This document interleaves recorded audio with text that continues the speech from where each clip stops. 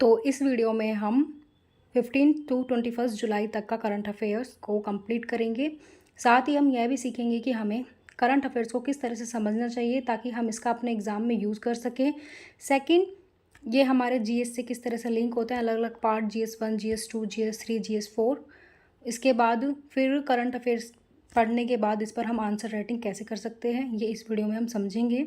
तो चलिए अब हम स्टार्ट करते हैं। तो अब सबसे पहले हम देखेंगे कि इसमें कौन कौन से टॉपिक है जो हम कवर करेंगे। ठीक है, तो भारत में व्यापक वर्षा का क्या कारण है? ग्लोबल वार्मिंग बच्चों के खेलने के अधिकार को खत्म कर रहा है। Global warming is destroying child's right to play. Next, What is PM Shri, the showcase school scheme that center is pushing in states? PM Shri क्या है? शोकेस स्कूल योजना जिसे केंद्र राज्यों में आगे बढ़ा रहा है। गढ़चिरौली में पुलिस के साथ मुठभेड़ में 12 नक्सली मारे गए। नेक्स्ट, गुणवत्तापूर्ण नौकरियों का महत्व, the importance of quality job, India and A case of strategic autonomy, Bharat और रणनीतिक स्वायत्ता का मामला। What is the International Center for Audit of Local Governance which the CAG inaugurated in Gujarat? स्थानीय शासन की लेखा परीक्षा के लिए अंतर्राष्ट्रीय केंद्र क्या है जिसका कैग ने गुजरात में उद्घाटन किया है? इसके बाद यूपीएससी ने पूजा खेड़कर के खिलाफ जालसाजी का आपराधिक मामला दर्ज किया। Most populated Delhi Noida among cities with less than 40% national clean air programme fund utilisation CSC propose urgent reforms. Delhi और नोएडा सबसे प्रदूषित शहरों में शामिल हैं जहां राष्ट्रीय स्वच्छ वायु कार्यक्रम के तहत 40% से कम फंड का उपयोग हुआ। CSC ने तत्काल सुधार का प्रस्ताव दिया है। नेक्स्ट टॉपिक, विभिन्न राज्यों को वित्तीय हस्तांतरण पर केंद्र का नियंत्रण, the union government rein on financial transfer to different states, the problem with Karnataka gig workers bill, Karnataka gig workers bill की समस्या। Exploitable fish biomass could decline by 30% or more by century and if emission remain high, FAO food agriculture organization. यदि उत्सर्जन उच्च स्तर पर बना रहता है तो सदी के अंत तक उपयोगी मछली बायोमास में 30% या उससे अधिक की गिरावट आ सकती है। क्रेडिट टू ECLGS को क्रेडिट। इसके बाद हम देखेंगे government priority more good jobs, India could soon allow game changing weight loss drug tirzepatide, how it's work, it's side effect. Bharat जल्द ही गेम चेंजिंग वजन घटाने की दवा टिर्जेपेटाइड को अनुमति दे सकता है। यह कैसे काम करती है, इसके दुष्प्रभाव क्या हैं? Heat waves are evaporating the right to play, गर्म लहरें खेलने के अधिकार को छीन रही हैं। अब हम आ जाते हैं अपने द हिंदू के एडिटोरियल पर जो 15 जुलाई को आया था। लेकिन मैं इससे पहले कुछ बात करना चाहूँगी। जैसे वो मैंने पोल करवाया तो उसमें ज़्यादातर जो बच्चे हैं उनका फर्स्ट अटैम्प्ट है 2025 में, फिर सेकंड अटैम्प्ट, फिर थर्ड अटैम्प्ट वाले हैं। लेकिन इसमें वो भी है जिनका फिफ्थ है, सिक्स अटैम्प्ट भी है। तो आप अगर अभी से ही इसको पढ़ेंगे, ये जो मैं पढ़ा रही हूँ जो फर्स्ट अटैम्प्ट वाले हैं, तो आप बहुत अच्छा स्कोर करेंगे, आप देखना। क्योंकि इसकी जो रेलिवेंसी है वो स्टार्टिंग में समझ में नहीं आती है क्योंकि कहीं पर भी इस तरह से नहीं पढ़ाया जाता है। बस हम करंट अफेयर्स को एक करंट अफेयर्स की तरह देखते हैं क्योंकि हम टॉपर्स को भी सुनते हैं कि करंट अफेयर्स का बहुत ही इंपॉर्टेंट रोल होता है। लेकिन हमें ये भी ध्यान में रखना होगा ना, लेकिन कोई ये तो सिखा ही नहीं रहा है कि क्या पढ़ें क्या ना पढ़ें। करंट अफेयर्स तो ठीक है हमने पढ़ लिया, लेकिन हम उसको यूज़ ही नहीं कर पा रहे हैं। तो उस करंट अफेयर्स को पढ़ने का हमारा मोटिव ही क्या है? तो अगर आप ये चाहते हैं कि हम सच में सीखें कि हमें करंट अफेयर्स किस तरह से पढ़ना चाहिए, तो सबसे इम्पॉर्टेंट बात जो आपको ध्यान में रखनी है वो ये है कि सबसे पहले आपको क्वेश्चन करना चाहिए कि मैं ये करंट अफेयर्स क्यों पढ़ूँ, मैं इस करंट अफेयर्स को क्यों पढ़ रहा हूँ, ये हमारे कहाँ पर यूज़ हो सकती है। सबसे पहले कुछ भी पढ़ते टाइम अगर आप ये सोचेंगे तो आप निश्चित ही एक सही मार्ग की ओर प्रशस्त होंगे। तो इसलिए कभी भी कुछ भी पढ़ रहे हैं करंट अफेयर्स के अलावा भी, तो उसे सोचिए कि मैं क्यों पढ़ रहा हूँ, ये कहाँ पर यूज़ होगा। इस एग्ज़ाम में यूज़ करना बहुत ज़रूरी है। और ये सिर्फ यूपीएससी के लिए नहीं, अन्य एग्ज़ाम में भी आप अगर कोई दे रहे हैं तो वहाँ पर भी आप इस करंट अफेयर्स को अपने PYQ के अकॉर्डिंग देखकर आप इसको अच्छे से समझ सकते हैं और यूटिलाइज़ कर सकते हैं। तो चलो अब हम स्टार्ट करेंगे। 15 जुलाई 2024 दी हिंदू एडिटोरियल में था, विभिन्न राज्यों को वित्तीय हस्तांतरण पर केंद्र सरकार का नियंत्रण। तो अब हम इसको क्यों पढ़ें, इसका यूज़ कहाँ पर है, तो हम देखेंगे कि इसका जो यूज़ है वो है GS2 पॉलिटी में। फिर उसके बाद हम गए PYQ पर कि कैसे PYQ इस पर आए हुए हैं। तो PYQ आया था कि भारत का वित्त आयोग कैसे गठित किया जाता है, हाल ही में गठित वित्त आयोग की संदर्भ शर्तों के बारे में आप क्या सोचते हैं, चर्चा करना। तो अब ये क्वेश्चन तो देखो आएगा नहीं, है ना, पहले आ गया 2018 में। तो जब इनका गठन हुआ था तब ये क्वेश्चन पूछा गया था। तो मुझे लगता है कि ना इस बार भी 2024 में इस क्वेश्चन के आने के चांसेस ज़्यादा है, क्योंकि अब 16वें वित्त आयोग का वो होने जा रहा है। तो उनके सामने क्या चैलेंजेस हैं, क्या चुनौतियाँ हैं, तो उस पर शायद क्वेश्चन इस बार आ सकता है। तो आप ध्यान रखिएगा इस टॉपिक को लेकर। तो हमने एक मॉडल क्वेश्चन इस पर बनाया है कि वित्त आयोग का गठन केंद्र और राज्यों के बीच राजस्व बंटवारे में संतुलन बनाए रखने के लिए किया गया है, लेकिन वर्तमान में यह असंतुलन की ओर बढ़ रहा है। क्या आप इस दृष्टिकोण से सहमत हैं? उदाहरण के साथ स्पष्ट करें और समाधान सुझाएं। तो आगे हम इसका आंसर देखेंगे जो मैंने लिखा है। देखो, जो भारत का राजकोषीय संघवाद है, केंद्र सरकार और राज्यों के बीच वित्तीय संसाधनों का विभाजन इसकी संघीय संरचना की आधारशिला है। वित्त आयोग इस संबंध में एक महत्वपूर्ण भूमिका निभाता है, हालांकि सिस्टम में हालिया रुझान और सीमाएं इसकी प्रभावशीलता के बारे में चिंताएं बढ़ाती है। 16वें वित्त आयोग का गठन 31/12/2023 को नीति आयोग के पूर्व उपाध्यक्ष श्री अरविंद पनगड़िया की अध्यक्षता में किया गया। तो आपने भी देखा होगा कि जब ये फाइनेंस कमीशन के सामने चुनौती ये होती है कि फंड किस तरह से एलोकेट किया जाए, राज्य सरकार को किस बेस पर फंड दिया जाए। तो इसके लिए वो वर्टिकल और हॉरिजेंटली उसका विभाजन करते हैं। और जैसे वर्टिकली तो होगा 40% हम देंगे, और हॉरिजेंटली का जनसंख्या के आधार पर, एजुकेशन के आधार पर, तो उस अकॉर्डिंग परसेंटेज उसका डिवाइड कर दिया जाता है जब फंड दिया जाता है। तो लेकिन अब वो क्या होता है कि अब हम देखते हैं केंद्र और राज्यों के बीच में भी द्वंद्व बना रहता है कि जितना बोला गया है वो केंद्र वो भी प्रोवाइड नहीं कर रही है। तो ये एक वित्त आयोग के सामने ये चैलेंजेस हैं। अब देखो 16वें वित्त आयोग के विचारणीय विषय क्या हैं। तो संघ और राज्यों के बीच कर आय का वितरण, राज्यों को सहायता अनुदान को नियंत्रित करने वाले सिद्धांत, पंचायतों और नगरपालिकाओं जैसी स्थानीय निकायों के लिए राज्य निधि को बढ़ाने के उपाय। और साथ ही देखो मैंने यहाँ पे ये लगाया, आप इसे देखो ढंग से, कि जो हमारा 14th फाइनेंस कमीशन था तो वहाँ पे किस तरह से जो परसेंटेज है उसके अकॉर्डिंग फंड मिलेगा वो उसमें हॉरिजेंटली डिस्क्राइब किया गया है। जैसे अगर इनकम डिस्टेंस है तो उनको हम 50% देंगे, फॉरेस्ट्री और इकोलॉजी के लिए 7.5%, एरिया के लिए 15%, पॉपुलेशन के लिए 27.5%। लेकिन अब हम यहाँ पर आते हैं तो इसको फॉरेस्ट को कम करके 10% कर दिया गया है, पॉपुलेशन को 15% कर दिया गया, और डेमोग्राफिक परफॉर्मेंस को 12.5% कर देगा। तो राज्यों के बीच भी है ना ये एक डिबेट का इशू रहता है कि यार ठीक है कि जनसंख्या को हम इतना ज़्यादा दे रहे हैं, लेकिन जो अब आप साउथ साइड जाओ जहाँ पर केरल, तमिलनाडु ये जैसे स्टेट है, तो यहाँ पर तो फिर जनसंख्या ज़्यादा है ही नहीं। ये तो अपने उस पर एजुकेशन हब के लिए वैसे ही जाना जाता है, इंडस्ट्री वगैरह के लिए जाना जाता है।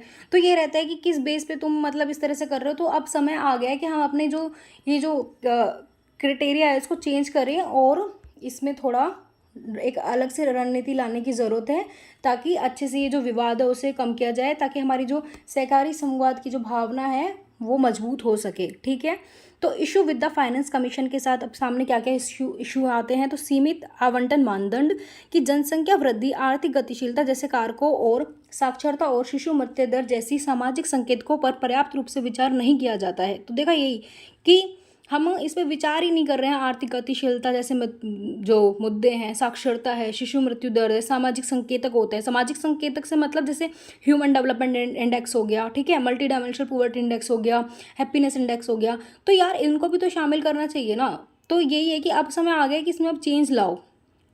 इससे ऐसी स्थिति पैदा हो सकती है जहां संसाधन आवंटन विभिन्न राज्यों की वर्तमान ज़रूरतों को प्रतिबिंबित नहीं करता है। तो इसमें यही समझाया है कि आप प्लीज़ इसमें जो आप ये तो 16वें वित्त आयोग के सामने यही है कि जो पहले दिया गया उसमें आपको चेंजेस आने की नीड है। सीमित नीति प्रभाव, फाइनेंस कमीशन को यह सुनिश्चित करने के लिए तरीके खोजने की आवश्यकता हो सकती है कि राज्य सरकार उन क्षेत्रों में कार्रवाई करे जिन्हें वह महत्वपूर्ण मानता हो। जैसे कि जो राज्य अपने यहाँ किस चीज़ को इम्पोर्टेंट मानते हैं तो उस पर भी फाइनेंस कमीशन को ध्यान देने की आवश्यकता है। ये आप फाइनेंस कमीशन जो टॉपिक है वो पॉलिटी में पढ़ते होंगे, ठीक है, अपने फाउंडेशन वाले कोर्स में। अब है पारदर्शिता का अभाव।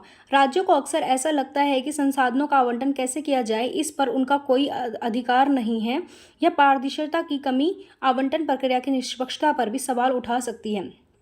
अब हम वित्तीय आयोग के लिए एक समाधान, मतलब क्या प्रस्तावित समाधान है, उन्हें हमने लिखा है कि वित्तीय आयोग क्या क्या कर सकता है, तो हमने वो समाधान बताए हैं। जैसे कि आवंटन मानदंड विकसित करना, फाइनेंस कमीशन को मानदंड में जनसंख्या वृद्धि, आर्थिक गतिशीलता और सामाजिक संकेतक शामिल हो सकते हैं। ऐसे ही हमें प्रदर्शन आधारित प्रोत्साहन, तो जो आपने वो डायग्राम देखा था, तो हम यही बता रहे हैं कि उसमें और हम क्या क्या ऐड कर सकते हैं, ठीक है। जैसे प्रदर्शन आधारित प्रोत्साहन, इससे सकारात्मक प्रतिस्पर्धा को बढ़ावा मिलेगा और नीतिगत परिणामों में सुधार हो सकता है। परिणाम आधारित फंडिंग करनी चाहिए, कि जो भी जैसे स्टेट हैं वो अच्छा कर रहे हैं, तो एक इससे क्या होता है, हेल्थी कंपटीशन का एनवायरनमेंट क्रिएट होता है, तो फंडिंग परिणाम आधारित भी हमें करनी चाहिए। विस्तृत रिपोर्ट प्रकाशित करना, जैसे जो रिपोर्ट आती हैं उनके आधार पर भी फंड करना कि कौन से स्टेट जैसे अच्छे करें। आवंटन निर्णयों के लिए स्पष्ट स्पष्टीकरण और चुने गए मानदंडों के पीछे तर्क प्रदान करने से पारदर्शिता बढ़ेगी। आगे चलते हैं कि आगामी बजट एक आर्थिक संविधान बनाने के बारे में राष्ट्रीय बातचीत शुरू करने का एक अवसर हो सकता है।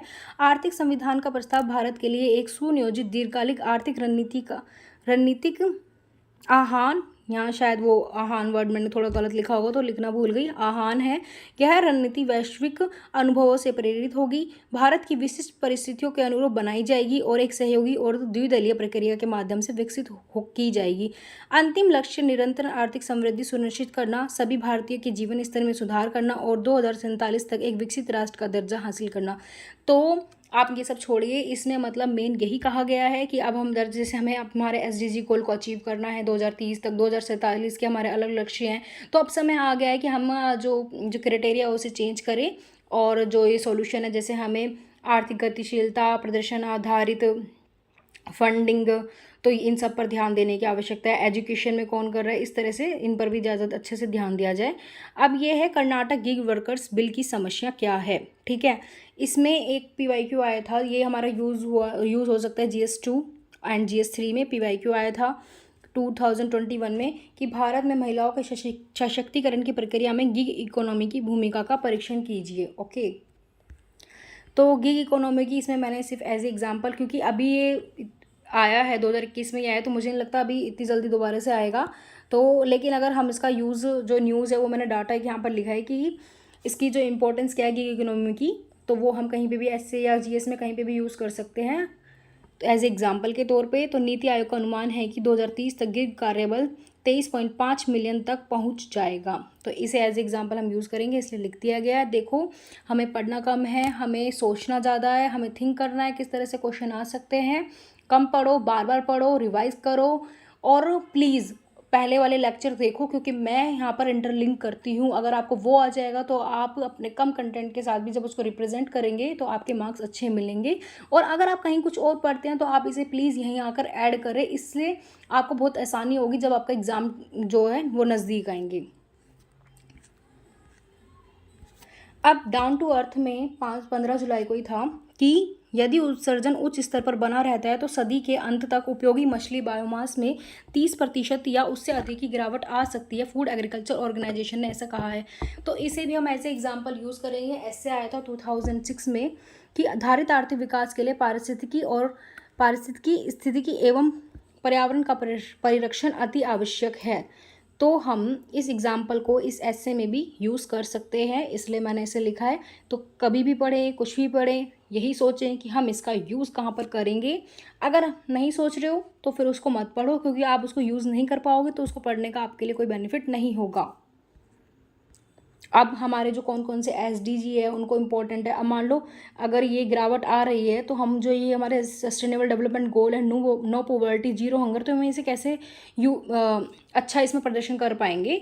तो इसलिए भी ये ज़रूरी है कि इस क्षेत्र में जो भी गिरावट आ रही है उन कमियों को पहचानें और हम उस पर ध्यान दें, ताकि हम अपने sustainable development goal, no poverty और जीरो हंगर के लक्ष्य को अचीव कर सकें, ठीक है। इसके बाद हम चलते हैं 16 जुलाई पर। बिजनेस लाइन एडिटोरियल में आया था कि क्रेडिट टू ECLGS, इसको हम यूज़ करेंगे GS थर्ड इकोनॉमी पे। अब हम सोचेंगे कैसे क्वेश्चन आया था, तो 2023 में आया था कि GDP में विनिर्माण क्षेत्र विशेषकर MSME की बढ़ी हुई हिस्सेदारी तेज आर्थिक समृद्धि के लिए आवश्यक है। इस संबंध में सरकार की वर्तमान नीतियों पर टिप्पणी कीजिए। तो ये 2023 में क्वेश्चन आया था। अब हमने इसमें एक एज ए डाटा लिखा है कि जो सरकार क्या कर रही है। अगर इन फ्यूचर क्वेश्चन आए MSME को लेकर तो सरकार का जो मतलब कदम है, तो वो हमने इसमें लिखा है कि बिजनेस लाइन में हाल ही में प्रकाशित एक रिपोर्ट से पता चला है कि ECLG scheme extended liquidity support of over 3.68 lakh crore to 1.19 crore business in just a 3-year tenure between May 2020 and March 2023. SBI Economic Research has estimated that this saved 1.5 crore MSME job. तो जो ये report है ये बताती है कि SBI के आर्थिक अनुसंधान ने अनुमान लगाया कि इससे 1.5 करोड़ MSME नौकरियां बच गई हैं। मतलब कितना अच्छी मतलब ये बात है जो सरकार मतलब ये जो स्कीम आई थी इससे 1.5 करोड़ की MSME नौकरियां बच गई है।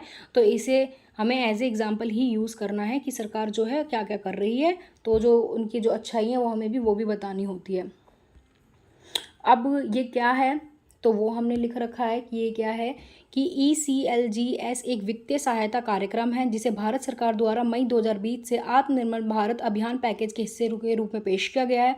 इसका उद्देश्य कोविड-19 महामारी से प्रभावित व्यवसायों विशेषकर सूक्ष्म लघु और मध्यम उद्यमों को राहत प्रदान करना था। और इंग्लिश भी थोड़ी साइड में इसलिए है क्योंकि हमें कंपलसरी पेपर भी निकालना होता है, तो आप इसे भी थोड़ा पढ़ते रहें, इससे दूर ना भागे प्लीज़, क्योंकि हमें कंपलसरी पेपर नहीं निकलेगा तो हमारा इतना सब करने का कोई बेनिफिट नहीं होगा। और अगर 6th अटैम्प्ट 5th अटैम्प्ट जिनका है तो आप मुझे प्लीज़ कमेंट करें कि और आपको क्या चाहिए, किस चीज़ की आपका नीड है, कौन से सब्जेक्ट में आपको प्रॉब्लम आ रही है, तो आप वो मुझे कमेंट करके बता सकते हैं ताकि हम आने वाले टाइम में जो वीडियो उन टॉपिक्स पर ला सकें और आपका जो ये 5th 6th अटैम्प्ट है वो भी निकल सके। ठीक है, और अगर आपको मेरा इनिशिएट अच्छा लग रहा है तो प्लीज़ मुझे कमेंट में ज़रूर बताएं ताकि मैं इसे ऐसे ही आगे कंटिन्यू कर सकूँ। अब 16 जुलाई बिजनेस लाइन एडिटोरियल में था सरकार की प्राथमिकता अधिक अच्छी नौकरियां। तो हम पहले भी कितनी बार ये नौकरियों वाला पढ़ चुके हैं, क्योंकि आज आप देखो तो वर्तमान में समस्या यही है कि नौकरियां नहीं हैं। बहुत सारे रीजंस है उसके, जो मैंने पहले भी आपको जब एडिटोरियल आया था उसमें बताया था। फिर क्या करना चाहिए मैंने वो भी बताया था। फिर अगर नौकरियां नहीं होंगी, ठीक है, जब नौकरियां नहीं होंगी तो लोगों के पास पैसे नहीं आएंगे, पैसे नहीं आएंगे तो वो मार्केट में डिमांड क्या करेंगे। ठीक है, तो जब वो डिमांड नहीं करेंगे तो उससे क्या होगा, हमारा प्रोडक्शन कम हो जाएगा। प्रोडक्शन कम हो जाएगा तो फिर निवेश में कमी आ जाएगी। निवेश में कमी आ जाएगी तो हमारा इंफ्रास्ट्रक्चर है वो डेवलप नहीं होगा। वो डेवलप नहीं होगा तो हमारे जो इतने सारे इंडेक्स हैं उसमें भी हमारी लो रैंकिंग आएगी। और फिर जो हमारे SDG हैं, no poverty, zero hunger, good health and wellbeing, तो हम इन सस्टेनेबल डेवलपमेंट गोल को कैसे अचीव कर पाएंगे। ठीक है, तो अब इसलिए 2015 में क्वेश्चन भी पूछा कि हाल ही के समय में भारत में आर्थिक समृद्धि की प्राकृतिक का वर्णन अक्सर नौकरहीन समृद्धि के तौर पर किया जाता है। क्या आप इस विचार से सहमत है? अपने उत्तर में समर्थन में तर्क प्रस्तुत कीजिए। अगर यहाँ पर कोई इंग्लिश मीडियम से भी है तो प्लीज़ मुझे कमेंट में बता दें ताकि मैं हिंदी के साथ साथ इंग्लिश का भी यहाँ पर थोड़ा यूज़ कर सकूँ, आपके लिए कंटेंट ला सकूँ। अगर नहीं होंगे तो फिर मैं ऐसे ही रखूँगी। ठीक है, तो आप प्लीज़ अगर हो तो मुझे कमेंट में ज़रूर बताएं क्या है मुद्दा। तो यही है कि यह लेख क्या प्रकाशित कर रहा है, जो आया ही यह लेख भारत की रोजगार चुनौती को संबोधित करने की तात्कालिकता पर जोर देता है। लेखक का तर्क है कि 1970 के दशक की लोक लुभावन आर्थिक नीतियों जिसके कारण अर्थव्यवस्था में गतिरोध और विकृतियां पैदा हुई है की वापसी को रोकने के लिए उच्च उत्पादकता वाली नौकरियों के निर्माण पर ध्यान केंद्रित करना महत्वपूर्ण है। मुख्य बिंदुओं का सारांश इस प्रकार है। उस एडिटोरियल में यही सब था और चिकनी चुपड़ी बातें की गई थी कि नौकरी के लिए ये करो, ऊपर करो, लेकिन कुछ प्रैक्टिकल भी तो होना चाहिए ना कि हाँ सच में ये करना ही चाहिए। तो इसलिए हमने जब पहले, तो अब हम यहाँ देखेंगे कि पहले वाले आंसर का यूज़ कैसे करेंगे। तो अब आप देखो जो पहले मैं ये करवा चुकी हूँ, इसमें मैंने आपको पहले से आंसर लिखवाया हुआ है। अगर आपने मेरे पहले की वीडियो नहीं देखे हैं तो उन्हें जाकर देखिए। इसलिए अब मैं इसको यहाँ पर नहीं पढ़ूंगी, क्योंकि बताओ ना, जब आपने पहले मैंने इसको पढ़ा दिया है और मैं बार बार यहाँ पर आपको पढ़ाऊँगी तो इससे आपका भी टाइम वेस्ट होगा। बल्कि आप ये टाइम बचा के अपने स्टैटिक पार्ट को और मजबूत बना सकते हैं। और करंट अफेयर्स तो आपको यहाँ पूरा हो ही रहा है, तो प्लीज़ आप उन वीडियोस को जाकर पहले देखिए, क्योंकि इससे क्या होगा, हम बार बार करंट अफेयर्स को कितनी बार रिवाइज कर लेंगे। तो इससे ये ऐसे एंड टाइम पे ये नहीं होगा कि हम एंड टाइम पे सब कुछ लेके आ गए PT मेंस की और लगे हुए हैं सारे डाटा फैक्ट रटने में।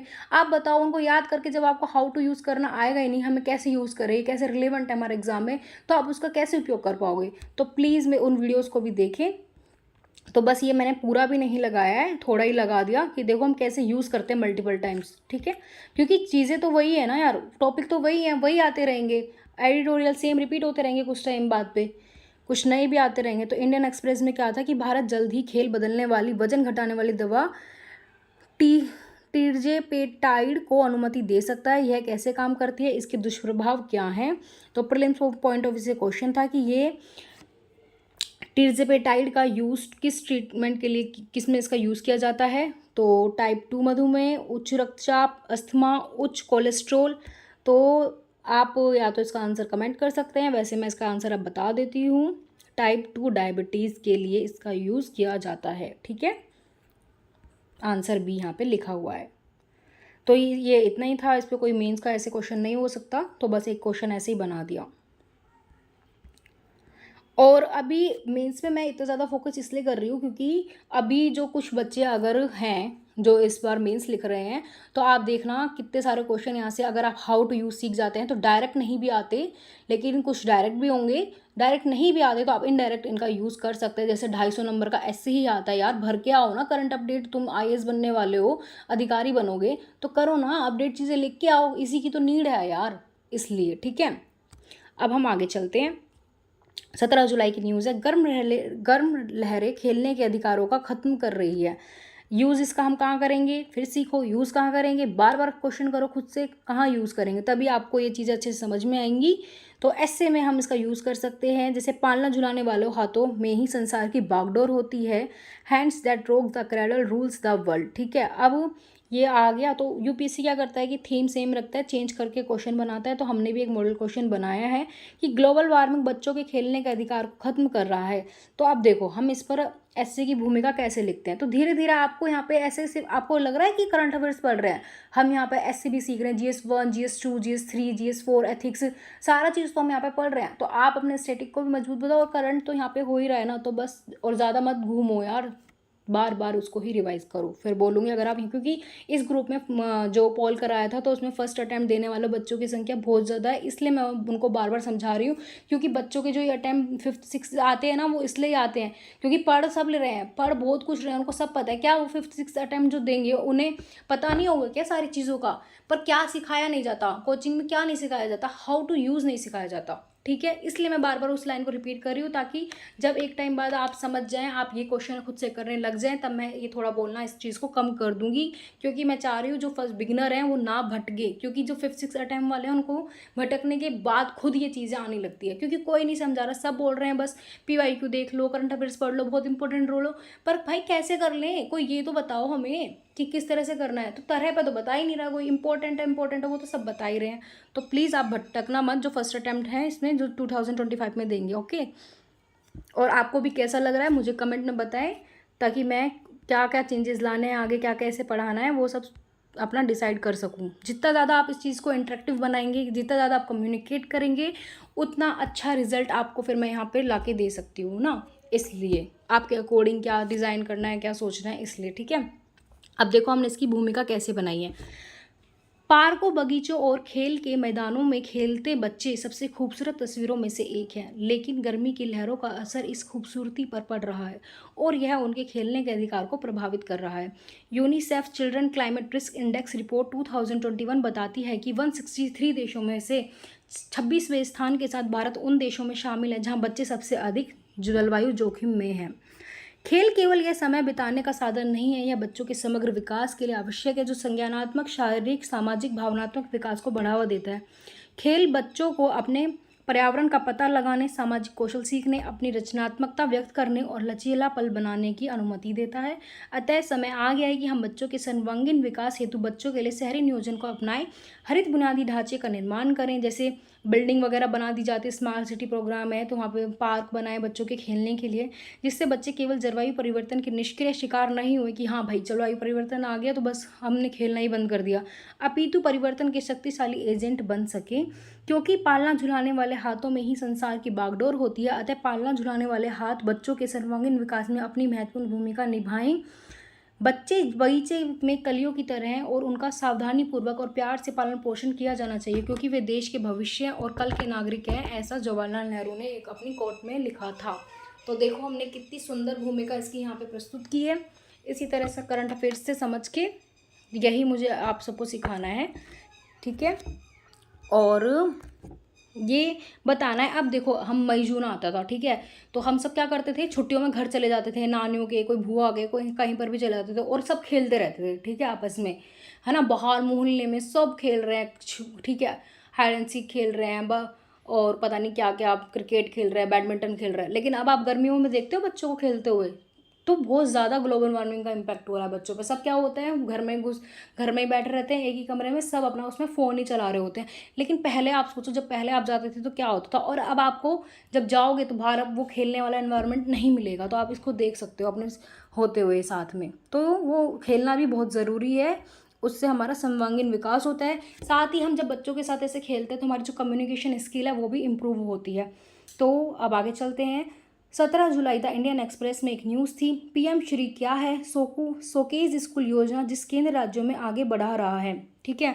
इसका यूज़ हम करेंगे GS2 पॉलिटी, जिसकी थीम है फेडरलिज्म। फेडरलिज्म से पहले भी क्वेश्चन आया हुआ है, जिसे हम आगे देखेंगे। यद्यपि हमारे संविधान में संघीय सिद्धांत प्रमुख है और यह सिद्धांत उसकी बुनियादी विशेषताओं में से एक है, लेकिन यह भी उतना ही सच है कि भारतीय संविधान के तहत संघवाद एक मजबूत सेट विशेषता के पक्ष में झुकता है। मतलब जो भारतीय हमारा जो संविधान है वो केंद्र के पक्ष में झुका हुआ है, जो मजबूत संघवाद की अवधारणा के खिलाफ है चर्चा करना। तो देखो अब ये क्वेश्चन आ गया है ना, तो डायरेक्ट नहीं आता, थीम रिपीट होती है लेकिन। तो अब हम इस न्यूज़ का कैसे यूज़ करेंगे, कहाँ पर इस न्यूज़ का यूज़ हो सकता है, हम उसे देखेंगे, ठीक है। पहले हम समझेंगे कि योजना है क्या, तो अभी हम समझते हैं। केंद्र ने उन 3 विपक्षी शासित राज्यों में स्कूली शिक्षा के लिए व्यापक कार्यक्रम की फंडिंग रोक दी है जिन्होंने पीएम श्री योजना को लागू करने से इनकार कर दिया गया है। समग्र शिक्षा योजना, जिसके लिए पश्चिम बंगाल, पंजाब और दिल्ली में फंडिंग रोक दी गई है, बच्चों के मुफ्त और अनिवार्य शिक्षा के अधिकार RTE एक्ट 2009 के कार्यान्वयन का समर्थन करती है, ठीक है। उसके बारे में जो पीएम श्री योजना है वो बताई गई है, ये केंद्र लेके आया है। तो वो जो ये राज्य हैं वो मना कर रहे हैं कि हम 40% फंडिंग नहीं देंगे। तो केंद्र कह रहा है ठीक है, जो समग्र शिक्षा अभियान योजना के तहत हम आपको वो फंड देते थे तो हम उसको आपको नहीं देंगे, क्योंकि आप जिस तरह की पीएम श्री योजना ला रहे हो वैसी ही योजना हम अपने लेवल पर ऑर्गेनाइज यहाँ पर कर रहे हैं। तो उनका ये मुद्दा है कहने का, ठीक है। अब ये न्यूज़ हो गई, अब हमने पढ़ लिया। अब यूज़ कैसे करें, बार बार बोलूँगी, यूज़ कैसे करें, देखिए। न्यू कॉन्सेप्ट सीखिए, एजुकेशन फेडरलिज्म, ठीक है।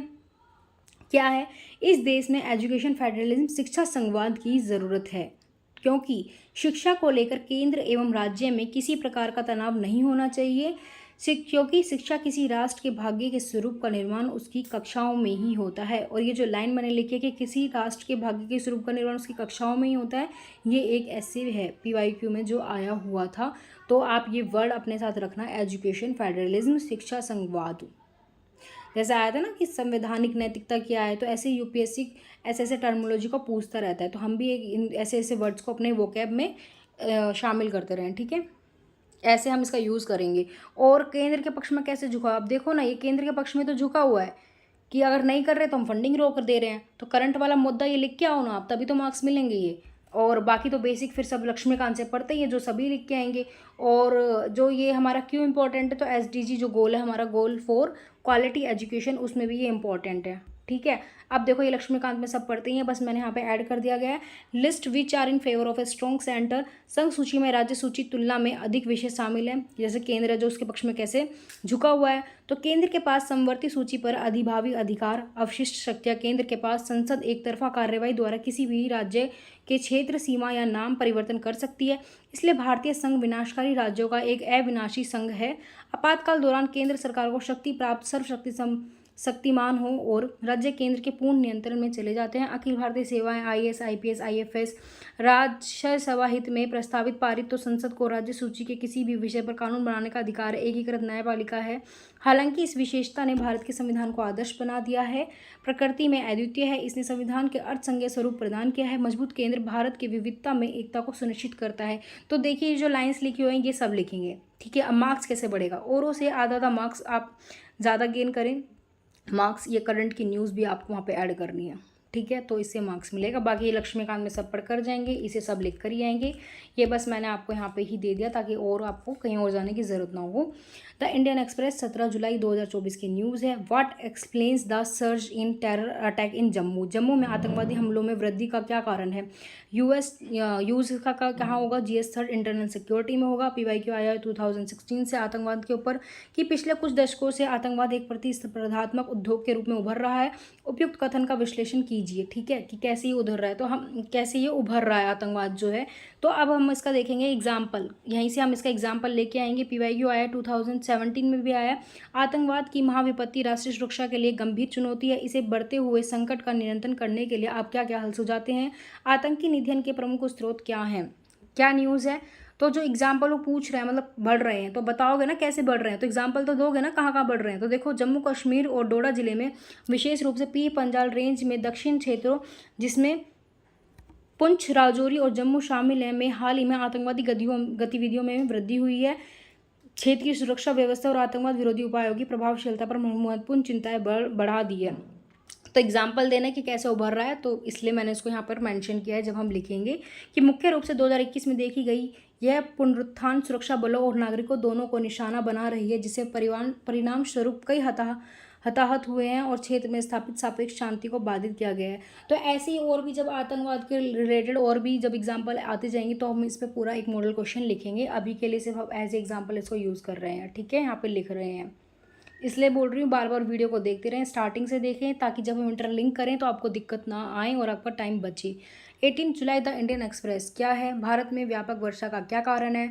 तो मैंने इस टॉपिक को यहाँ पे एक्सप्लेन नहीं किया है। तो अगर आपको मानसून वाला टॉपिक पढ़ाना ही है तो मैं अलग से उसे पढ़ाऊँगी, क्योंकि एक बार यहाँ आधा अधूरा कवर करने से अच्छा है, क्योंकि ये एक बहुत कॉम्प्लेक्स टॉपिक है। तो इसको जब मैं या तो ज्योग्राफी वाली अपनी सीरीज़ स्टार्ट करूँगी, हम वहाँ पे इसको समझेंगे अच्छे से, क्योंकि मैंने देखा है कि बहुत सारे बच्चों को प्रॉब्लम आती है मानसून वाले टॉपिक को समझने में। और अगर आपको भी आती है तो आप मुझे कमेंट करके बता सकते हैं, ठीक है। 18 जुलाई गढ़चिरौली में पुलिस के साथ मुठभेड़ में 12 नक्सली मारे गए। देखो, अभी हमने पढ़ा 17 जुलाई में, अब 18 जुलाई में देखो इसका भी यूज़ कहाँ, इंटरनल सिक्योरिटी में। तो ये हमारी जो थीम है, यहाँ से क्वेश्चन आते हैं, ठीक है। तो और जो इंपॉर्टेंट जो न्यूज़ है, इसे हम बस करंट अफेयर्स पढ़ लिया।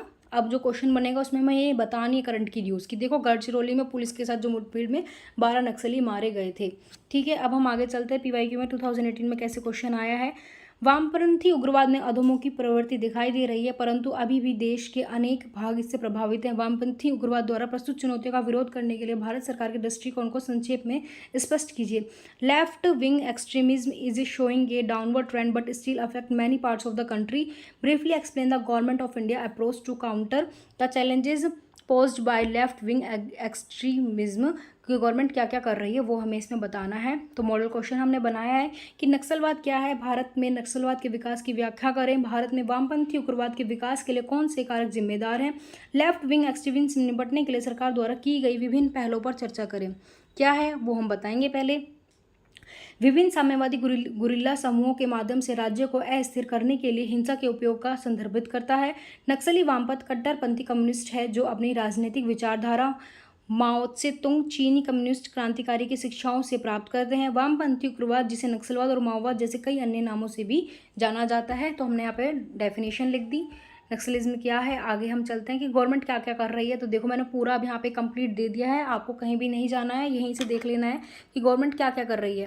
पहले अगर आप वो होते ना, मुझे हो लगता कि भाई 5th-6th अटेम्प्ट वाले ज़्यादा बच्चे होते, तो मैं यहाँ पे बस इतना ही बताती कि जैसे मैं पहले भी कर रही थी, जब डायग्राम में सिर्फ छोटा छोटा बता दिया कि सुरक्षा संबंधी SRE स्कीम। क्योंकि बताओ, पेपर में हम इतना ज़्यादा एक्सप्लेन नहीं कर सकते। ये बात हमें कब याद आती है, जब हम मेंस लिख रहे होते हैं, जब खत्म होना होता है, GS1 GS2 एक ही दिन में ख़त्म हो जाता है। आप बताओ उनको एक्सप्लेन करके लिख के आओगे क्या। ये बस मैं इसलिए यहाँ पे ये मटेरियल दे रही हूँ पढ़ने के लिए, जो फर्स्ट अटेम्प्ट वाले हैं, कि ये स्कीम है क्या, बस आप एक बार इसको जान लो। लेकिन जब एग्ज़ाम आए तो बस हमें स्कीम मेंशन करके आनी होती है, उसे एक्सप्लेन नहीं करके आना होता है, वरना आप हमारे पास 2 से 2.5 पेज ही तो होते हैं ना। तो आप बताओ ना, आप उसको इतना ज़्यादा कंटेंट बना के भी कर क्या लोगे। तो बस क्योंकि मैंने जब पोल कराया उसमें फर्स्ट अटेम्प्ट वाले बच्चे ज़्यादा थे, तो आप इसको पढ़ लें, इसलिए मैंने यहाँ पे थोड़ा सा डिटेल से उसको बता दिया गया। लेकिन जब एग्ज़ाम में आपको लिख के आना हो तो आपको बस इनका जिक्र ही करना है कि ये स्कीम है, ठीक है। तो ये क्या है, SRE स्कीम, सुरक्षा संबंधी व्यय ई योजना के तहत केंद्र सरकार 10 वामपंथी उग्रवाद प्रभावित राज्यों की राज्य सरकारों को निम्नलिखित से संबंधित व्यय की प्रतिपूर्ति करती है। सुरक्षा बलों के प्रशिक्षण और संचालन की जरूरतें, वामपंथी उग्रवाद हिंसा में मारे गए घायल हुए नागरिक सुरक्षा बलों के परिवारों को अनुग्रह राशि का ये भुगतान करती है। जो हिंसा में मारे गए हैं उनको राशि का भुगतान किया जाता है। वामपंथी उग्रवाद प्रभावित क्षेत्रों के लिए क्या है, सड़क संपर्क योजना है, तो इसको याद रखना है बस, ठीक है, कि क्या है, road connectivity project for left wing extremism affected areas के लिए है। तो इतना सब याद नहीं रखना है हमें कि सरकार ने 11,725 करोड़ रुपए के अनुमानित व्यय के साथ वामपंथी उग्रवाद प्रभावित राज्यों में सड़क संपर्क और सुधार के लिए को इस योजना को मंजूरी दी। तो बताओ ये क्या लिख के आना है क्या, मैं पेपर में नहीं लिख के आना, इतने सारे फैक्ट्स याद रहेंगे क्या, हम इसको याद कर लेते बस, ये स्कीम यही हमारे लिए बहुत है, ठीक है, तो यही सीखना है। अब ये क्या है कि left wing extreme mobile tower project है। वामपंथी उग्रवाद वाले क्षेत्रों में मोबाइल कनेक्टिविटी में सुधार के लिए सरकार ने वामपंथी उग्रवाद प्रभावित राज्यों में मोबाइल टावर लगाने की मंजूरी दी है और चरण 1 में 2343 मोबाइल टावर लगाए गए हैं। परियोजना के चरण द्वितीय के तहत 2543 टावर स्थापना के अधीन है। समाधान, ऑपरेशन समाधान तो क्या है, तो ये देखो ये फिर भी आप एक बार लिख के आ सकते हो, ये अच्छा भी लगेगा। समाधान का मतलब क्या है, स्मार्ट लीडरशिप। आप और अगर कोई और भी है ना इंटरनल सिक्योरिटी को लेके, तो भी आप वहाँ पे ये बता सकते हैं कि समाधान, ऐसी ही जो गवर्नमेंट की स्कीम है ना, वहाँ पे भी आप लिख सकते हैं। जो ऊपर अभी क्वेश्चन गया ना, तो गवर्नमेंट क्या कर रही है, तो वहाँ पर भी आप ये सारी चीज़ बता सकते हैं कि गवर्नमेंट की कौन कौन सी स्कीम है। जैसे बॉर्डर मैनेजमेंट वाले क्वेश्चन पे अगर आ जाता है तो स्मार्ट लीडरशिप, आक्रामक रणनीति, क्या क्या मतलब है इनका, motivation and training, actionable intelligence, dashboard based की performance indicator, harnessing technology, action plan for east theatre, no access to finance, वित्त पोषण तक पहुंच ना हो, तो उसके लिए ये समाधान स्कीम लेकर आई गई है। समाधान को वामपंथी उग्रवाद से निपटने के लिए एक बहुआयामी दृष्टिकोण के रूप में शुरू किया गया था। और भी लेके आई है, जैसे एस्पिरेशनल डिस्ट्रिक्ट प्रोग्राम लेके आई है सरकार, तो आप ये पढ़ लेना, इसलिए मैंने आपके लिए लिख दिया गया है। इसलिए मैं पोल करवाती हूँ ताकि मुझे समझ में आए कि हाँ जो सामने वाले है उसको नीड क्या है, ठीक है। तब तो अभी इसलिए मैंने आपको दिख रहा होगा कि मैंने बहुत से चेंजेस भी किए हैं। अगर आप मेरी पहली 2 वीडियो देख चुके होंगे तो आपको ये समझ में आ जाएगा। उद्देश्य क्या है इसका, इसी स्कीम का, एस्पिरेशनल डिस्ट्रिक्ट प्रोग्राम का उद्देश्य है 2022 तक न्यू इंडिया के विजन के साथ देश भर के 112 सबसे कम विकसित जिलों की सामाजिक आर्थिक स्थिति को जल्दी और प्रभावी रूप से बदलाव, फोकस मानव विकास सूचकांक के तहत भारत की रैंकिंग में सुधार करना और सतत विकास लक्ष्यों का स्थानीयकरण करना, जिससे राष्ट्र की जो हमारी वो प्रगति हो सके। गृह मंत्रालय के आंकड़ों के अनुसार 2010 के बाद से देश में माओवादी हिंसा में 77% की कमी आई है। परिणामी मौतें सुरक्षा बल प्लस नागरिक 2010 में 90% कम होकर 2022 में 98 हो गई है। तो ये सब डाटा लिखे हुए हैं, आप इसमें से जो भी 1-2 डाटा याद कर सके वो मेंशन करके आ जाना एग्जाम में। कि सरकार ने नक्सल प्रभावित घोषित जिलों की, जैसे ये एक अच्छा है, जैसे सरकार ने नक्सल प्रभावित घोषित जिलों की संख्या में कटौती की है और लगभग 2000 के दशक की शुरुआत में 200 में से अब केवल 90 ही बचे हैं। तो ये अच्छी है ना, तो प्रशंसा भी हमें लिख के आनी है। नक्सलियों की उपस्थिति आंध्र प्रदेश, तेलंगाना, उड़ीसा, झारखंड और बिहार में न्यूनतम से शून्य बताई जाती है। आगे का रास्ता क्या होना चाहिए, हमें क्या करना चाहिए। उपरोक्त चर्चाओं से यह स्पष्ट प्रतीत होता है कि वामपंथी उग्रवाद सामाजिक आर्थिक विकासात्मक मुद्दों के कारण प्रचलित है। सुदूरवर्ती क्षेत्रों में समान विकास सुनिश्चित किया जाना चाहिए। भटके हुए युवाओं को मुख्यधारा में लाना प्राथमिकता होनी चाहिए। वामपंथी उग्रवाद में समग्र तरीके से निपटने के लिए सरकारी योजनाओं को SDG के महत्वपूर्ण मूल किसी को भी पीछे न छोड़े के सिद्धांत के साथ जोड़ा जाना चाहिए, ठीक है। ये मैंने बता दिया कि कहाँ पर वामपंथी उग्रवाद है, तो ये डायग्राम के माध्यम से दिखा गया है। देखो जहाँ ये ब्लू है वहाँ पे माओइस्ट एक्सपेंशन हो रहा है, रेड वाले में ज़्यादा हाईलाइट अफेक्टेड एरियाज़ हैं, ये वाले मॉडरेट अफेक्टेड हैं। तो एक डायग्राम लगा दी जिससे आपको पता लगे ये सारी चीज़ें कहाँ कहाँ पर हो रही है। क्योंकि अगर आप मान लो ये नीति भी बनाओगे तो कहाँ पर ये सारी चीज़ें लागू करने का वो है, जहाँ हो रहा है वहीं तो करोगे ना पूरे इंडिया में। तो ऐसे नहीं है कि हाँ हर जगह इतनी ज़्यादा वो चीज़ हम कर देंगे, इसलिए ध्यान रखना है।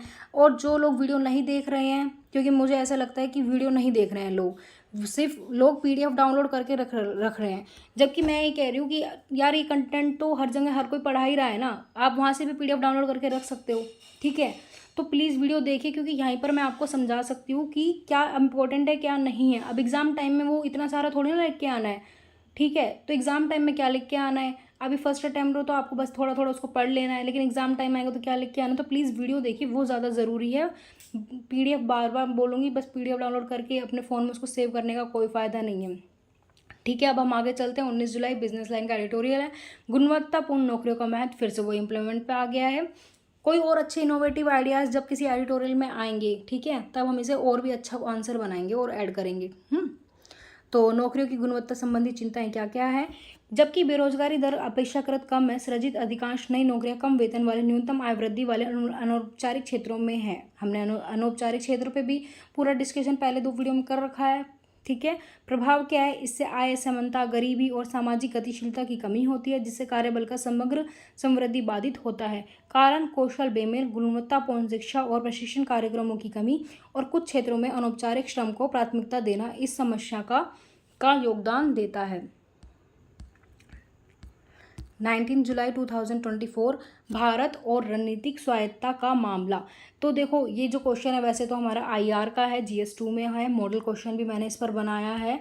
तो ऐसा कोई ऐसा PYQ आया नहीं है, लेकिन हम इसको जैसे ऐसे में भी यूज़ कर सकते हैं। मुझे ये एडिटोरियल बहुत अच्छा लगा तो मैंने इस पर एक मॉडल क्वेश्चन बनाया, ताकि हम जो वैश्विक स्तर पे भारत किस तरह से परफॉर्म कर रहा है उस चीज़ को हम समझ सकें, ठीक है। तो मॉडल क्वेश्चन देखेंगे हम कि भारत की विदेश नीति में रणनीतिक स्वायत्तता देखी जाती है। इस स्वायत्तता के पीछे के कारकों पर चर्चा करें। क्या यह स्वायत्तता भारत को वैश्विक नेता बनाती है, स्पष्ट करें। अब देखो, अब ये सारे अच्छे अच्छे पॉइंट है जिसे हम कहीं पे भी अगर हमें समझ है तो यूज़ में कर सकते हैं, और साथ अगर हम इसे समझेंगे कि वर्ल्ड लेवल पर हमारी क्या स्थिति बनी हुई है, ठीक है। ऐतिहासिक एवं सांस्कृतिक विरासत, दार्शनिक और आध्यात्मिक विरासत। भारत अपनी दार्शनिक और आध्यात्मिक परंपराओं के लिए प्रसिद्ध है, जिनमें हिंदू धर्म, बौद्ध धर्म, जैन धर्म और सिख धर्म शामिल है। इन परंपराओं ने वैश्विक विचार को प्रभावित किया है और दुनिया भर में लाखों लोगों को प्रेरित करती रहती है। प्राचीन सभ्यता, भारत दुनिया की सबसे प्राचीन सभ्यताओं में से एक है। मतलब इसमें भारत की जो भी अच्छाई है उन सबको डिस्कस किया गया है, जिसकी जड़ें 5000 वर्ष से भी अधिक पुरानी है। सिंधु घाटी सभ्यता जो दुनिया की शुरुआती शहरी समाजों में से एक है, वर्तमान पाकिस्तान और उत्तर पश्चिम भारत में फली फूली समृद्ध सांस्कृतिक ताना बाना। सदियों से भारत असंख्य संस्कृतियों, भाषाओं, धर्मों और दर्शनों का घर रहा है। यह सांस्कृतिक विविधता विभिन्न साम्राज्यों, राजवंशों और समुदायों की परस्पर क्रियाओं से आकार लेती रही है, जिसके परिणामस्वरूप परंपराओं, रीति रिवाजों और विश्वासों का एक अनूठा मिश्रण देखने को मिलता है। आगे चलते हैं। जनसंख्या की और आर्थिक गतिशीलता। जनसंख्या पावर हाउस वही बता रहे हैं इसमें कि वैश्विक स्तर पर भारत की जो भूमिका है, रणनीतिक स्ट्रैटेजी कैसे इतनी अच्छी है, तो उसके पीछे की क्या कारण है। तो जनसंख्या पावर हाउस, भारत दुनिया का सबसे अधिक आबादी वाला देश है, जिसकी तेजी से बढ़ती जनसंख्या आने वाले वर्षों में चीन से आगे निकलने का अनुमान है। यह विशाल जनसंख्या चुनौती और अवसरों दोनों को प्रस्तुत करती है। एक विशाल उपभोक्ता बाजार और मानव संसाधन एक बड़ा पुल प्रदान करती है। जैसे चाइना है ना, तो हम वहाँ से कितना ज़्यादा आयात करते हैं, तो वो भी तो अगर मान लो वो भी तो चाइना भी अगर कुछ भी करने से पहले सोचेगा कि भाई अगर यहाँ से आयात इन्होंने बंद कर दिया तो उसकी भी तो इकोनॉमी पे इम्पैक्ट पड़ेगा ना, क्योंकि हम इतना ज़्यादा वहाँ से आयात करते हैं। आर्थिक विकास और संभावनाएं क्या क्या है। भारत ने हाल के दशकों में सूचना प्रौद्योगिकी, विनिर्माण सेवाओं जैसे क्षेत्रों में महत्वपूर्ण आर्थिक विकास का अनुभव किया है। यह अब विश्व की 5वीं सबसे बड़ी अर्थव्यवस्था और 21वीं सदी में एक प्रमुख आर्थिक शक्ति बनने की ओर अग्रसर है। उभरता मध्यम वर्ग, एक बड़े वर्ग और महत्वाकांक्षी मध्यम वर्ग का उदय भारत के उपभोक्ता परिदृश्य का नया आकार दे रहा है और व्यवसाय और निवेशकों के लिए नए अवसर पैदा कर रहा है। जियोपॉलिटिकल सिग्निफिकेंस क्या है, अगर किसी का पॉलिटी और ऑप्शनल हो तो परमाणु शक्ति। भारत एक परमाणु सशस्त्र राज्य है जिसके पास विश्वसनीय परमाणु निवारक क्षमता है। यह क्षमता इसकी विदेश नीति और सुरक्षा गणना को महत्वपूर्ण रूप से प्रभावित करती है। बहुसंरेखन, मल्टी अलाइनमेंट। भारत परंपरागत रूप से गुटनिरपेक्षता और रणनीतिक स्वायत्तता की नीति का पालन करता रहा है, जिसके अर्थ यह है कि किसी भी प्रमुख शक्ति गुट के साथ गठबंधन नहीं करता है। यह अपने राष्ट्रीय हितों के आधार पर स्वतंत्र विदेश नीति के निर्णय लेने के प्रयास करता है, जिससे विभिन्न देशों के साथ संबंध बनते हैं। तो अब हम जितने भी हमारे जो इंडिया जो भी डिसीजन लेता है, तो जैसे IPEF था तो भारत ने अपनी अकॉर्डिंग दिखता है ना, वो जब भी तो उसमें 4 पार्ट थे, तो वह व्यापार जो ट्रेड वाला हिस्सा तो उसमें शामिल हुआ ही नहीं, क्योंकि उसको पता है कि हमारे जो यहाँ पे लोकल जो लोग हैं, स्थानीय जो लोग हैं, उनके जो उद्योग है वो प्रभावित हो सकते हैं, तो हम व्यापार वाले में शामिल नहीं हुए। जबकि जो इकोनॉमी की गतिशीलता को बढ़ाएगा, जो अच्छी चीज़ है उनमें शामिल हो गए हम। तो बस तो यही कह रहे हैं कि यह अपने राष्ट्रीय हितों के आधार पर स्वतंत्र विदेश नीति के निर्णय लेने का प्रयास करता है, जिससे विभिन्न देशों के साथ संबंध बनते हैं। रणनीतिक स्थान। भारत दक्षिण एशिया में एक रणनीतिक रूप से महत्वपूर्ण स्थान रखता है, जिसकी सीमाएं पाकिस्तान, चीन, बांग्लादेश, नेपाल, भूटान और म्यांमार सहित कई देशों के साथ लगती है। इसका हिंद महासागर के साथ एक विशाल समुद्र तट भी है, जो वैश्विक व्यापार के लिए एक महत्वपूर्ण जलमार्ग है। क्षेत्रीय शक्ति। भारत को दक्षिण एशिया में महत्वपूर्ण प्रभाव वाली एक क्षेत्रीय शक्ति माना जाता है। यह क्षेत्रीय सुरक्षा और सहयोग पहलों में महत्वपूर्ण भूमिका निभाता है। Soft power and global influence, सांस्कृतिक निर्यात। तो आप देखो ये पढ़ लेना, अब मैंने सब इसमें डिटेल में करके लिख दिया है। प्रवासी भारतीय, दुनिया भर में फैला भारतीय प्रवासी भारत के हितों को बढ़ावा देने और उसकी सॉफ्ट पावर को प्रदर्शित करने में महत्वपूर्ण भूमिका निभाता है। चैलेंजेस क्या है हमारे सामने? सामाजिक आर्थिक चुनौतियां हैं। अपनी प्रगति के बावजूद भारत गरीबी, असमानता, मतलब अब अच्छाई बता दी, और चुनौतियां भी तो है ना, वो भी तो देखेंगे। अपनी प्रगति के बावजूद भारत गरीबी, असमानता, पर्यावरणीय क्षरण और सामाजिक तनाव सहित महत्वपूर्ण चुनौतियों का सामना करता है। सतत और समावेशी विकास के लिए इन मुद्दों का समाधान करना महत्वपूर्ण है। विकास के अवसर, भारत की विशाल जनसंख्या, बढ़ती अर्थव्यवस्था और तकनीकी प्रगति विकास और नवाचार के लिए कई अवसर प्रस्तुत करती है। वैश्विक नेतृत्व, भारत जलवायु परिवर्तन, सतत विकास और भूपक्षवाद जैसे मुद्दों पर वैश्विक मंचों पर तेजी से नेतृत्व की भूमिका निभा रहा है। कंक्लूजन क्या है? दुनिया में भारत की अनूठी स्थिति उसके समृद्ध इतिहास, सांस्कृतिक विविधता, जनसंख्या शक्ति, आर्थिक क्षमता, भू राजनीतिक महत्व और रणनीतिक स्वायत्तता के प्रति प्रतिबद्धता से उपजी है। जैसे जैसे भारत विश्व स्तर पर आगे बढ़ता जा रहा है, यह 21वीं सदी को आकार देने में महत्वपूर्ण भूमिका निभाने के लिए तैयार है। जटिल चुनौतियों का सामना करने और अपनी विविध शक्तियों का लाभ उठाने की इसकी क्षमता में इसके भविष्य के मार्ग और दुनिया पर प्रभाव को निर्धारित करेगी।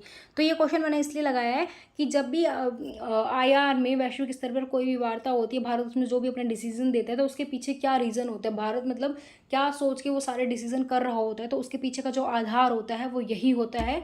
इसलिए मैंने ये इसको यहाँ पे लगाया है, इसकी यही इम्पोर्टेंस है।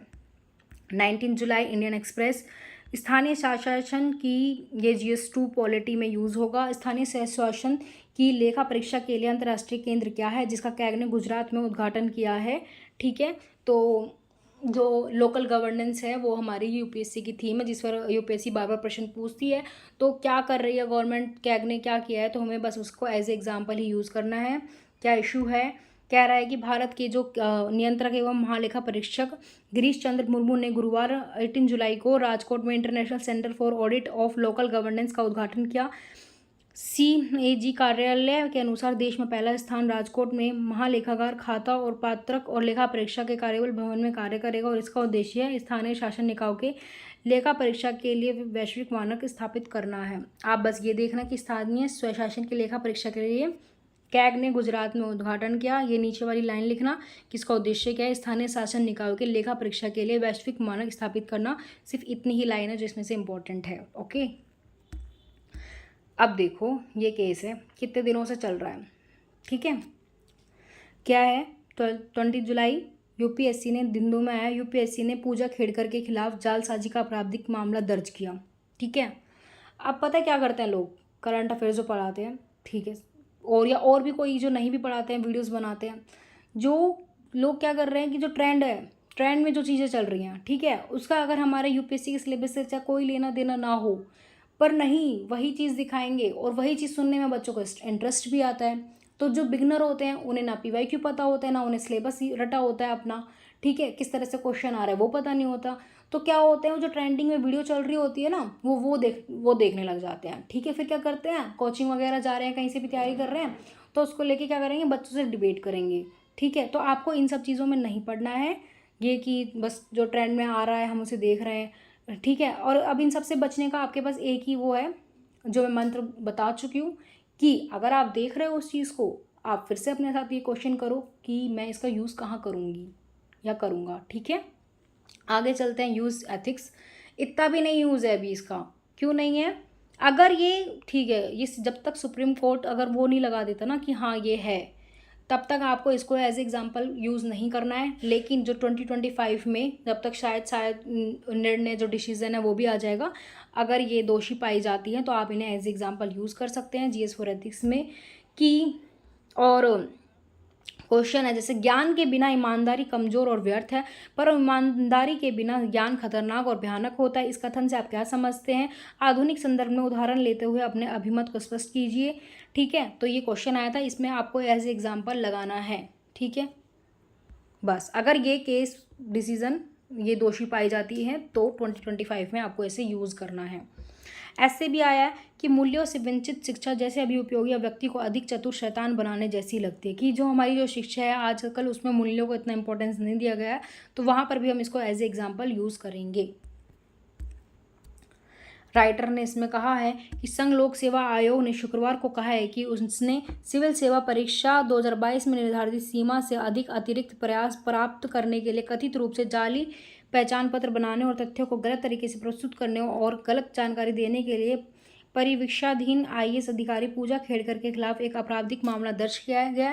तो देखो, जब हम ये लिखते हैं ना, जैसे हम ये ऐसे कि मूल्यों से वंचित शिक्षा जैसे अभिउपयोगी व्यक्ति को अधिक चतुर शैतान बनाने जैसी लगती है, तो देखो ये सब तो यूँ ही है जो आप सबको पता ही है, ठीक है।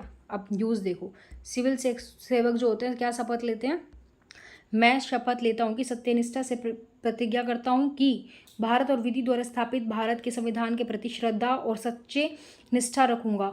मैं भारत की प्रभुता अखंडता अक्षुण्ण रखूंगा तथा मैं अपने पद के कर्तव्यों और राजभक्ति ईमानदारी और निष्पक्षता में पालन करूंगा।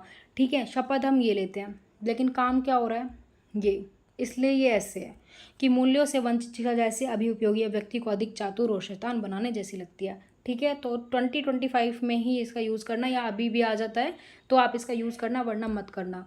तो बस इसमें इतना ही था, पर नहीं, सारे दिन फ़ोन खोलो, पूजा खेड़कर और भी लोगों को ले आए। क्यों? वही रीज़न है, बस जो ट्रेंड में चल रहा है वो पढ़ाओ। और आप बिगनर हो तो प्लीज़ इन सब चीज़ों में मत भटके, वरना जब आपका भी धीरे धीरे, मैं डीमोटिवेट बिल्कुल नहीं कर रही हूँ, जो बच्चों का 5th-6th अटैम्प्ट है आप उनसे पूछिएगा, वो यही सबके कारण उनके इतने अटैम्प्ट बढ़ जाते हैं, बाकी और कोई रीज़न नहीं है। 20 जुलाई, डाउन टू अर्थ। दिल्ली और नोएडा सबसे प्रदूषित शहरों में शामिल, जहां राष्ट्रीय स्वच्छ वायु कार्यक्रम के तहत 40% से कम फंड का उपयोग हुआ है। CSC ने तत्काल सुधार का प्रस्ताव दिया है। तो अर्बनाइजेशन की जो समस्याएं हैं वहां पर हम इसे एग्जाम्पल यूज़ करेंगे। GS1 सोसाइटी में, ज्योग्राफी में जैसे भी क्वेश्चन आएंगे हम इसका यूज़ करेंगे। ठीक है, ऐसे है, स्वीकारोक्ति का साहस और सुधार करने की निष्ठा सफलता के 2 मंत्र हैं। तो अब ये इतना ज़्यादा प्रदूषण है, ठीक है, प्रदूषण है, इससे क्या लोगों की दक्षता पर प्रभाव नहीं पड़ता? लोगों की अगर दक्षता पे प्रभाव पड़ेगा तो क्या उत्पादन कम नहीं होगा, प्रोडक्शन कम नहीं होगा? ठीक है, तो इस तरह से समझना है। क्या हमारी जो इकोनॉमी की जो गतिशीलता है वो इम्पैक्ट नहीं होगी, उसमें कमी नहीं आएगी?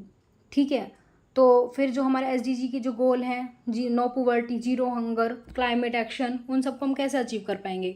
ठीक है, ये सब बता के फिर हम एंड में क्या कर लिखेंगे कि अब समय आ गया है कि हम इसे स्वीकार करें और इसमें सुधार करें, क्योंकि स्वीकारोक्ति का साहस और सुधार करने की निष्ठा सफलता के 2 मंत्र है। तो इस तरह से भूमिका लिखनी होती है, ज़रूर नहीं हर में स्टोरी लिख के आ रहे हैं हम, ठीक है, कोई रटने वाली अपडेट चीज़ों को लिख के मार्क्स ज़्यादा मिलेगा।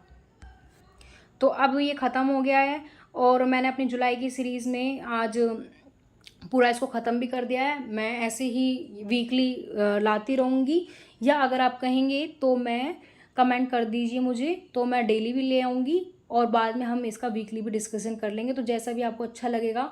ठीक है, और इसके साथ ही अब आप मुझे ये बताएं कि आपको, क्योंकि आप बिगनर हैं, तो कई बच्चे क्या करते हैं कि 12th के बाद से ही इस तैयारी में आ जाते हैं, या कई होते हैं जो ग्रेजुएशन के बाद आते हैं। ठीक है, तो आप क्या चाहते हैं, मैं किस पर अब वीडियो लेकर आऊँ कि हम ग्रेजुएशन में या पोस्ट ग्रेजुएशन में कैसे हाईएस्ट मार्क्स स्कोर करें, या दूसरा एथिक्स के आंसर राइटिंग अगर आपको मेरे साथ करनी है मॉडल आंसर के साथ, PYQ के साथ, तो आप मुझे प्लीज़ कमेंट में बताएं। आप जो चाहेंगे हम पहले उस पर फिर मैं काम करूँगी, फिर मैं आपको यहाँ पे सिखाऊंगी।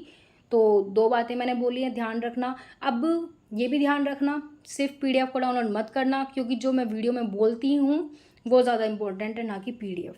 ठीक है, तो चलो अब मैं ख़त्म करती हूँ यहाँ पर। आशा करती हूँ कि आपको ये पहले से ज़्यादा पसंद आया है तो प्लीज़ इस चैनल को सब्सक्राइब करें, शेयर करें, ताकि जो बच्चे भी अगर 2024 में एग्ज़ाम देने वाले हैं तो इसको अगर ऊपर से भी देख लेंगे ना, वो बहुत कुछ सीख के जाएंगे इन 2-3 वीडियो को। और कितनी कम टाइम में मैंने कितना, मतलब आपको ज़्यादा आवर की तो ये वीडियो है भी नहीं, जो डेली 2-2 घंटे की मैं बना रही हूँ, 1-1 घंटे की बना रही हूँ, सीधा सिखा रही हूँ, एग्ज़ाम में जाओ यूज़ करो, एग्ज़ाम में जाओ यूज़ करो, तो ताकि ये वीडियो उन तक भी पहुँच सके, इसलिए बस। तो अगर आपको पसंद है तो प्लीज़ इसको सब्सक्राइब करें और वीडियो को ज़रूर देखें, PDF सिर्फ डाउनलोड ना करें। Thank you, bye.